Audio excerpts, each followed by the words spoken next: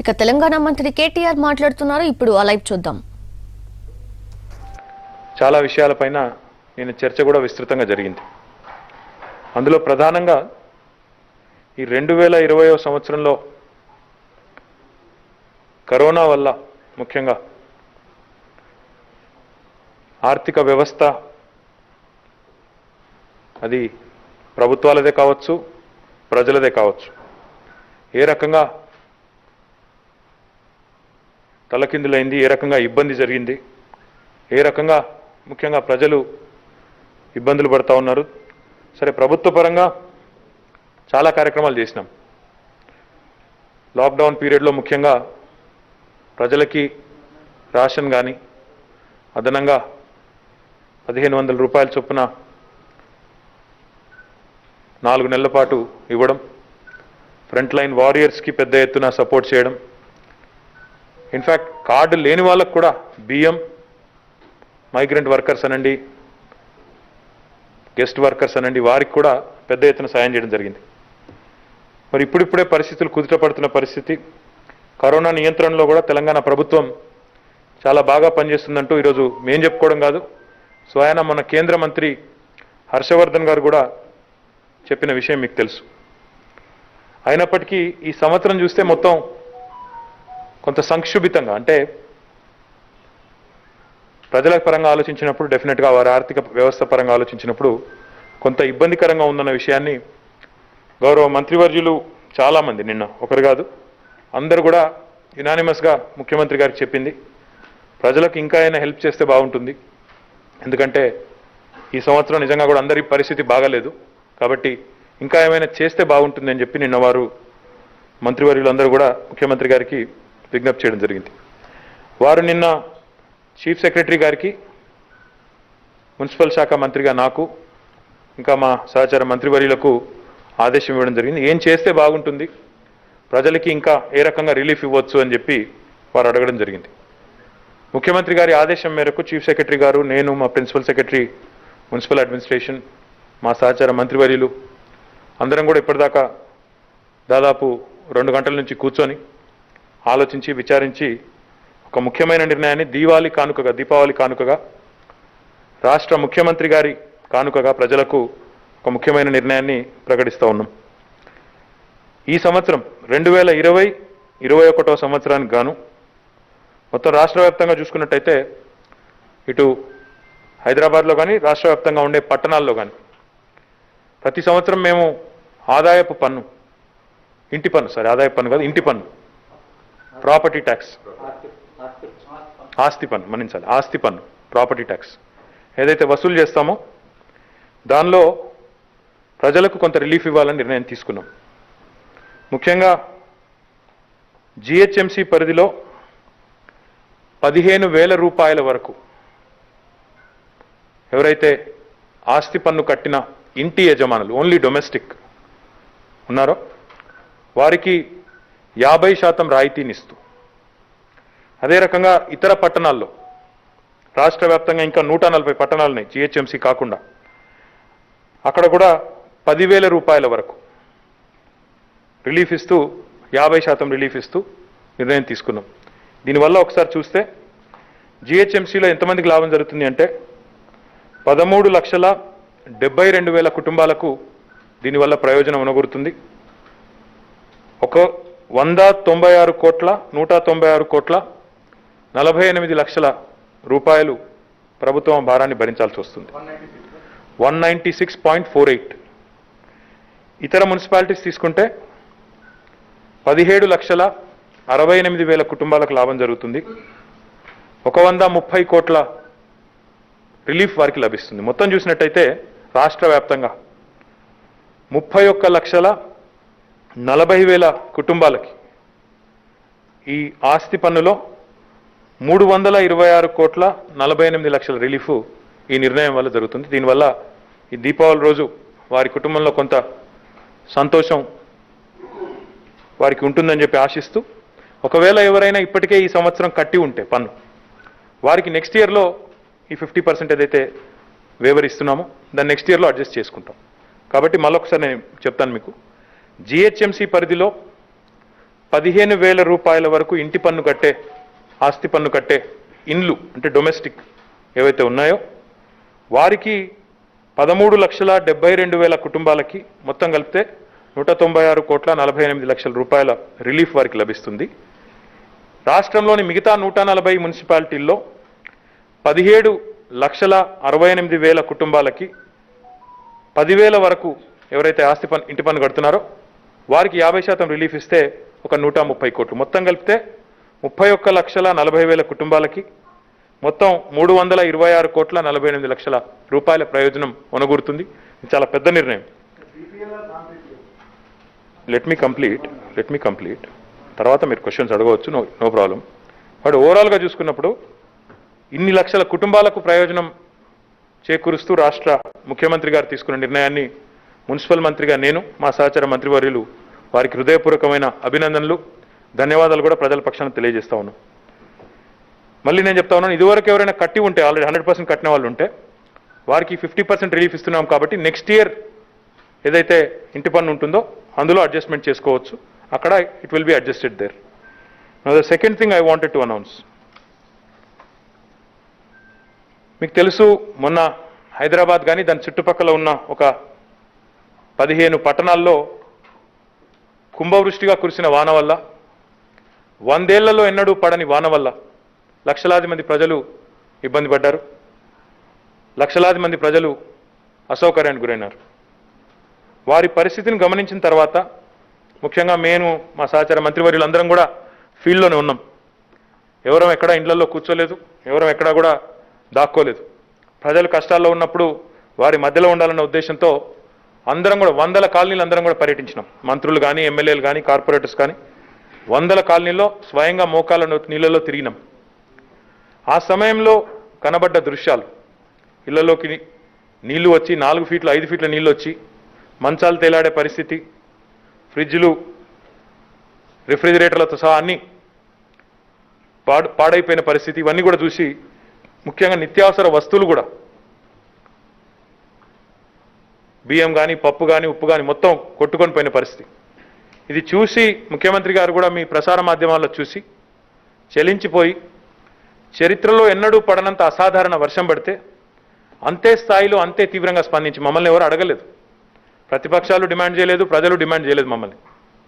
అయినప్పటికీ అసాధారణ వర్షానికి అసాధారణ స్థాయిలోనే స్పందించి ఒక మనసున్న ముఖ్యమంత్రిగా 10,000 రూపాయల చొప్పున వెంటనే instant flood relief, CM relief కింద ముఖ్యమంత్రి గారు నేరుగా సీఎం రిలీఫ్ నుండే, సీఎం రిలీఫ్ ఫండ్ నుండే 550 కోట్ల రూపాయలు మంజూరు చేసిన విషయం మీకు తెలుసు.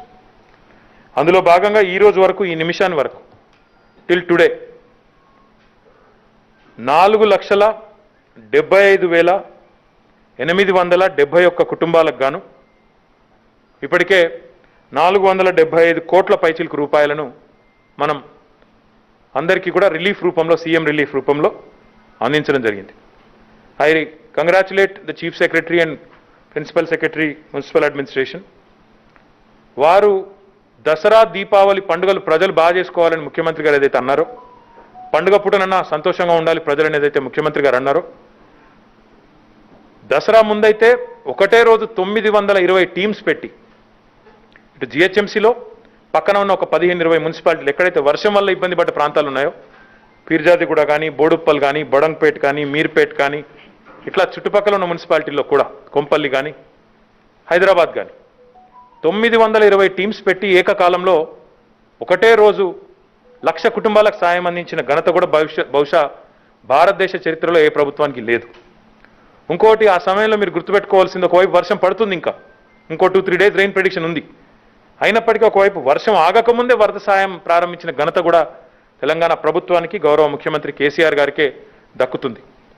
అందులో భాగంగా 550 కోట్లలో ఒక 50 కోట్లు ఇన్స్టెంట్ రిపేర్స్, ఇంకా ఇతరత్ర డ్యామేజెస్కి వాడుకోండి, మిగతా 500 కోట్లు నష్టపోయిన ప్రజలకు వాడుకోండి, వారికి వెంటనే రిలీఫ్ అందించండి అని ముఖ్యమంత్రి గారు చెప్తే, ఇప్పటి వరకు 4,75,871 కుటుంబాలకు అసాధారణ స్థాయిలో, చరిత్రలో ఎన్నడూ లేని విధంగా 10,000 రూపాయల చొప్పున అందరికీ కూడా రిలీఫ్ ఇవ్వడం జరిగింది. అయితే అక్కడ ఇక్కడ సరే, ఇప్పుడు పొలిటికల్గా అక్కడ ఇక్కడ ఎవరో గొడవ చేసేవాళ్ళు, రాద్ధాంతం చేసేవాళ్ళు ఎప్పుడూ ఉంటారు, దాన్ని మేము పట్టించుకోం. కానీ కొంతమంది ఎలిజిబుల్గా ఉండి జెన్యూన్గా ఉండి నష్టం జరిగిన వాళ్ళు, వారికి మాకు ఇంతవరకు మాకు రిలీఫ్ రాలేదు అనే వాళ్ళు ఎవరైనా ఉంటే వారి కోసం ఈరోజు ఒక కొత్త కార్యక్రమాన్ని కూడా ప్రారంభిస్తూ ఉన్నాం. మీ సేవ ఏదైతే సెంటర్లు ఉన్నాయో, రాష్ట్ర వ్యాప్తంగా మీ సేవా సెంటర్లు చాలా ఉన్న విషయం మీకు తెలుసు. హైదరాబాద్లోనే వందలాదిగా సెంటర్లు ఉన్న విషయం కూడా మీకు తెలుసు. సో మీ సేవలో ఈరోజే ఒక కొత్త అప్లికేషన్ కూడా మేము స్టార్ట్ చేశాం. ఆల్రెడీ మీ సేవకు చీఫ్ సెక్రటరీ గారు పిలిచారు, ఆదేశం ఇచ్చారు, వాళ్ళకి ట్రైనింగ్ కూడా ఇచ్చినారు. ఎవరైనా ఎలిజిబుల్ ఉండి వారికి ఇంతవరకు సహాయం లభించలేదు అనేవారు ఉంటే వారు వెంటనే మీ సేవలో వారి పేరు, వారి ఇంటి నంబరు, లొకాలిటీ ఎక్కడ, mobile number, Aadhaar number, pin code ఇవి ఇచ్చే సింపుల్ అప్లికేషన్ ఫామ్, ఇందులో ఏం కాంప్లికేటెడ్ లేదు. ఇది ఇచ్చినట్టయితే ఆ వివరాలను వెంటనే అధికారులు తీసుకొని క్షేత్రస్థాయిలో పరిశీలించి ఒకవేళ మీరు బ్యాంక్ అకౌంట్ కూడా ఇవ్వగలిగితే మీరు మళ్ళీ తిరగాల్సిన అవసరం కూడా లేకుండా మీ బ్యాంక్ అకౌంట్లోనే డబ్బులు జమ చేసే బాధ్యత మాది. దయచేసి ఈ విషయంలో ఎలాంటి కన్ఫ్యూజన్ కూడా ఎవరికి కూడా అవసరం లేదు. ఎందుకు అంటే గవర్నమెంట్ ఇస్ కమిటెడ్. ఇంత 550 కోట్లు ఖర్చు పెట్టిన గవర్నమెంట్ అవసరమైతే ఇంకో 100 కోట్లో ఇంకో 60-70 కోట్లు ఖర్చు పెట్టడానికి వెనుకాడదు. కాబట్టి మీ ద్వారా నేను ప్రజలకు కూడా విజ్ఞప్తి చేస్తా ఉన్నాను. ఎవరైతే ఈ వరద ప్రభావిత ప్రాంతాల్లో ఉన్న ప్రజలు ఉన్నారో, జెన్యూన్గా ఉండి మాకు నష్టం జరిగిందనే భావనలో ఉన్నారో, దయచేసి మీ అందరికీ మేము అప్పీల్ చేస్తూ ఉన్నాం. మీరు సింపుల్గా మీ సేవా సెంటర్లో మీ పిల్లల ద్వారానో లేకపోతే మీరు డైరెక్ట్గా పోయో ఒక చిన్న ఇన్ఫర్మేషన్ ఇచ్చి మీరు ఈ అప్లికేషన్ పెట్టుకుంటే మీరు ఎవరి ద్వారా పోవాల్సిన అవసరం లేదు, ఎవరి ద్వారా పైరవి చేయాల్సిన అవసరం కూడా లేదు. నేరుగా మీరు అప్లై చేసుకుంటే బ్యాంక్ అకౌంట్ కూడా ఇస్తే వెరిఫై చేస్తారు అధికారులు. సహజంగా అది వాస్తవికమా కాదా అని వెరిఫై చేసి వెంటనే మీకు ఆ అమౌంట్ కూడా అందజేయడం జరుగుతుంది. ఈ మాట కూడా ఈ సందర్భంగా నేను మీ ద్వారా ప్రజలందరికీ కూడా విజ్ఞప్తి చేస్తూ ఉన్నాను. ఇక మూడవది ముఖ్యమైన అనౌన్స్మెంటు, మీకు తెలుసు ఈ కరోనా వచ్చిన టైం నుండి ఈ రోజు వరకు, మార్చిలో కరోనా ఎప్పుడైతే ప్రారంభమైందో ఆ రోజు నుంచి ఈ రోజు వరకు గౌరవ ముఖ్యమంత్రి గారి నేతృత్వంలో బ్రహ్మాండంగా హైదరాబాద్ నగరంలో ముఖ్యంగా అటు హెల్త్ వర్కర్స్ కానీ ఇటు మా శానిటేషన్ వర్కర్స్ కానీ పెద్ద ఎత్తున వారి కుటుంబ సభ్యులు వారిస్తున్నా వినకుండా బ్రహ్మాండంగా ముందుకు వచ్చి వారు సేవలు అందిస్తూ ఉన్నారు. ఈరోజు హైదరాబాద్ పట్టణం మిగతా పట్టణాలతో పోలిస్తే మెరుగ్గా ఉంది. అంటే అటు బాంబే కానీ బెంగళూరు కానీ చెన్నై కానీ కేసుల తీవ్రత చాలా తగ్గింది హైదరాబాద్లో. మీకు తెలుసు, నాకు తెలుసు. చాలా జరుగుతూ ఉంది, పటుత్వంతో పని జరుగుతూ ఉందంటే దానికి ప్రధానమైన కారణం జిహెచ్ఎంసీ యొక్క శానిటేషన్ వర్కర్స్.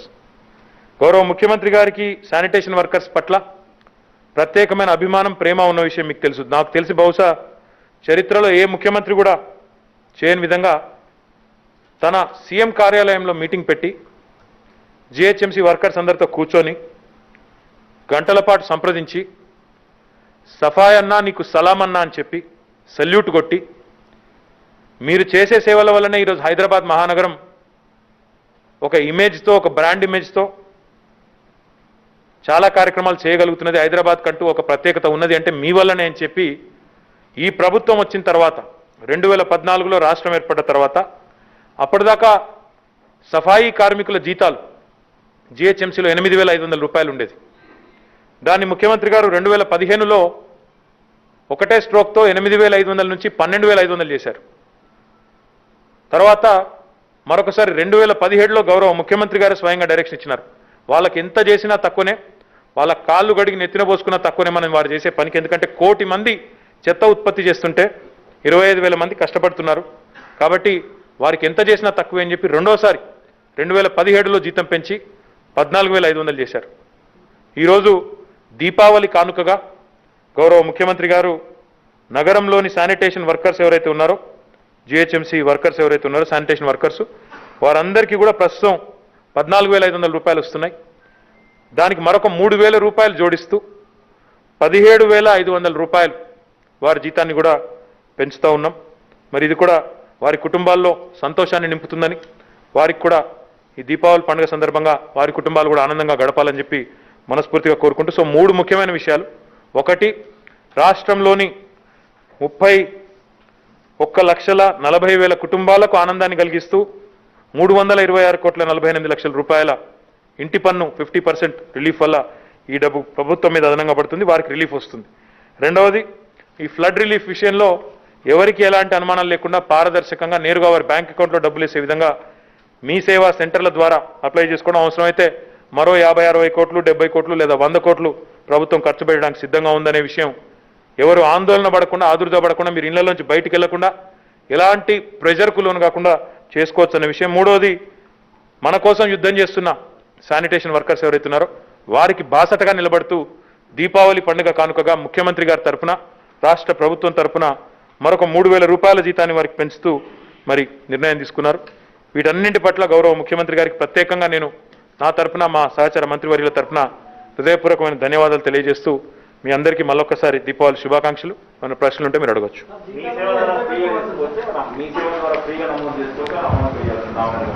అది ఒక స్మాల్ అమౌంట్ ఏదో ఉంది, 20 రూపాయలు 25 రూపాయలు ఉంది. It's not a big amount.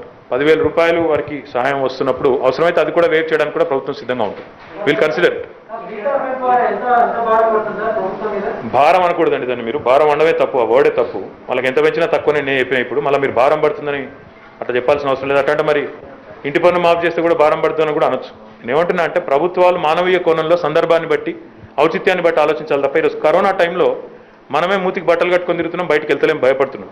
ఎవరైనా కరోనా వచ్చిందంటే కిలోమీటర్ దూరం ఉంటున్నాం. అందుకే వాళ్ళకి స్పెషల్ అసిస్టెన్స్ కింద 5,000 రూపాయల చొప్పున ఇదివరకు ఇచ్చినాం. ఇప్పుడు మళ్ళీ ఒకసారి దీపావళి కానుకగా వారికి 3,000 రూపాయలు అదనంగా పెంచుతున్నాం. దీనివల్ల జిహెచ్ఎంసీకి మరొక 8 కోట్ల రూపాయలు ఖర్చు అవుతుంది నెలకి. I don't think it's a big amount considering the kind of work they put in for us. Sir,